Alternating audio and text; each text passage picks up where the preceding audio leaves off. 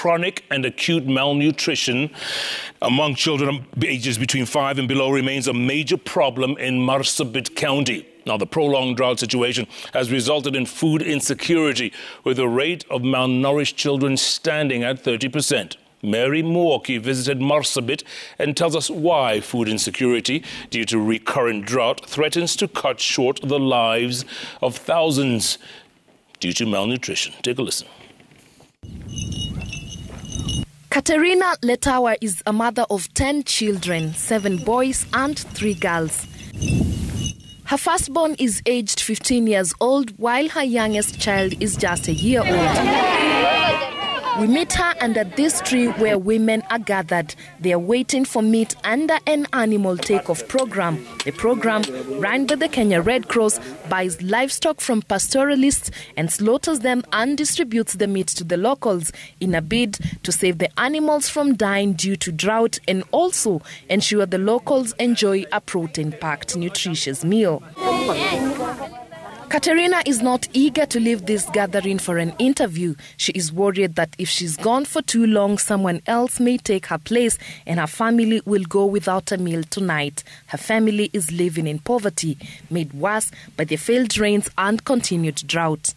She and her husband have been unable to feed and care for their 10 children. As a result, neighbors and well-wishers have taken some of their children to help take care of them. She's now left with only 4 children at home.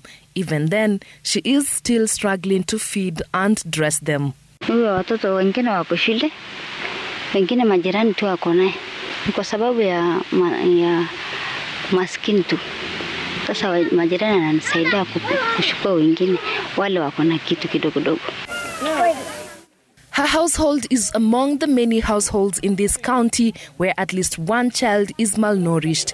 Globally, malnutrition is the single greatest contributor to child mortality at 53%, according to the World Health Organization. Red Cross says the global acute malnutrition rate in Laisamis sub-county alone is 30.3%, way above the national average of 6%. Levels of acute malnutrition in arid and semi-arid areas have consistently remained above the acceptable emergency threshold of 15%. One of Katrina's children is malnourished and currently in a treatment program. Aski mzuri ni kama joto. Sasa hapo tena na homa. Inaona mtoto tu sio mzuri. Afya yake tu ni mzuri lakini anaanza konda.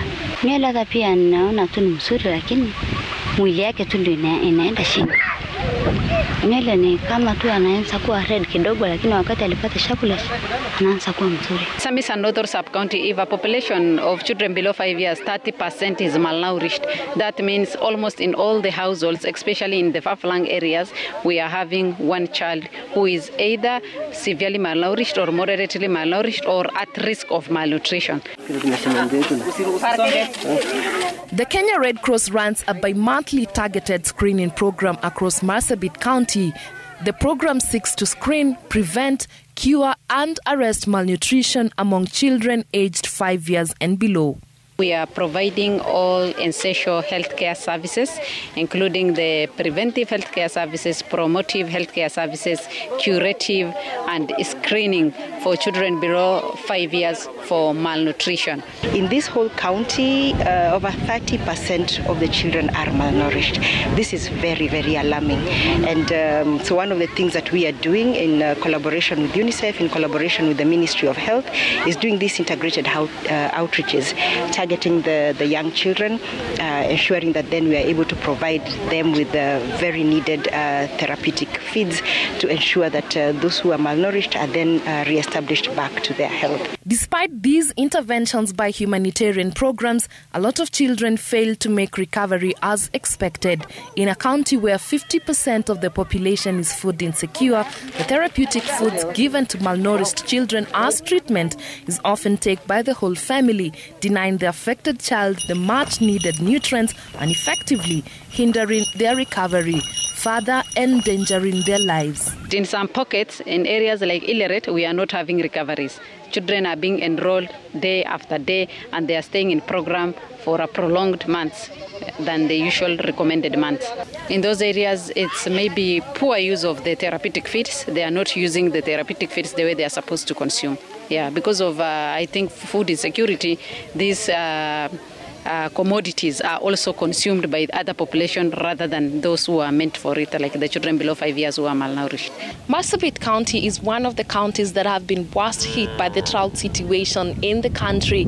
And among these, children continue to bear the brunt of the drought situation being witnessed here. And a lot of them are now at severe risk of malnutrition. Mary Muoki, Citizen TV in Lontolio, Laisamis, Marsabit County.